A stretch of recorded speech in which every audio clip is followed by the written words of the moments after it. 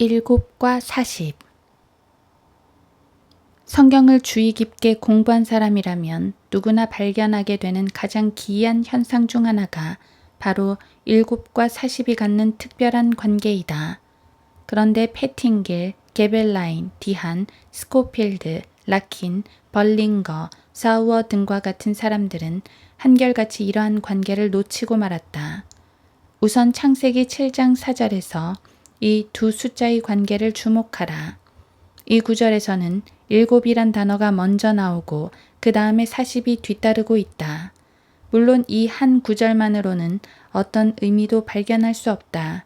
그러나 창세기 25장 17절에서 전혀 예상치 못한 조합으로 이러한 관계가 어떻게 다시 등장하고 있는지 주목하라. 여기 17절에서 7이란 숫자는 연속된 숫자 137의 마지막 자리 숫자이다. 그리고 계속 이어지는 문맥 속에서 그 다음에 연속으로 등장하는 숫자는 다름 아닌 창세기 25장 20절의 40이다. 어떤 사람은 그것이 우연의 일치라고 말할지 모른다. 도대체 어느 정도가 돼야 우연이 아닌 것으로 보이는지 모르겠다. 분명 이 문맥에서는 7과 40의 관계를 보여주고 있는 것이다. 정말로 이것이 우연의 일치인지 아닌지 살펴보도록 하자. 레위기 12장 4절에서 이러한 관계가 어떻게 또다시 등장하고 있는지 주목하라.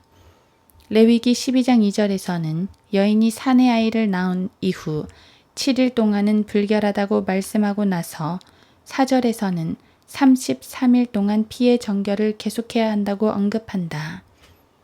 여기에서 33과 7을 더하면 40이 되는데 즉 7이 먼저 등장하고 그 다음에 두 수를 합한 값인 40이란 숫자를 얻게 된다.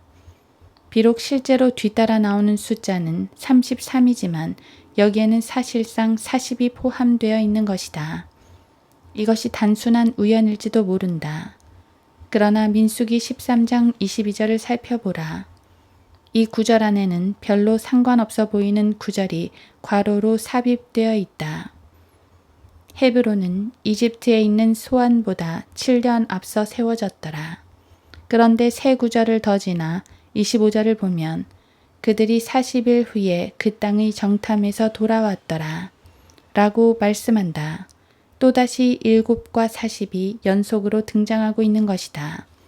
그럼에도 불구하고 이 모든 것이 조작된 것이고 별 문제 아니라고 말하는 사람이 있을지 모른다.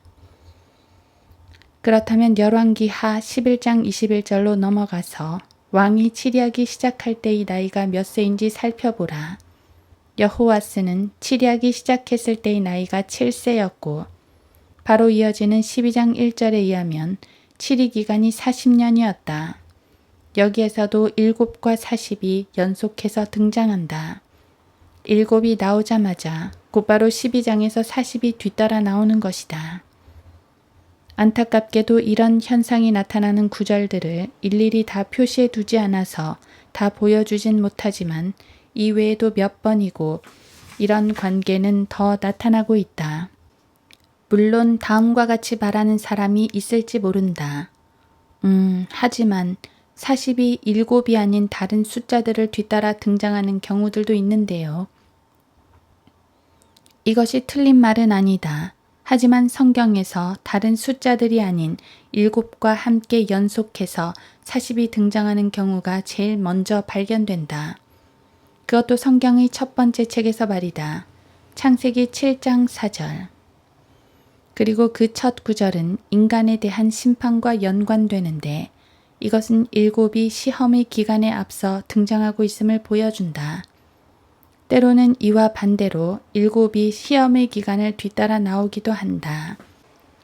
제안을 한 가지 한다면 성경을 살펴보면서 7이 40을 뒤따라 등장하거나 그 반대로 나타나는 구절들을 일일이 표시해보라.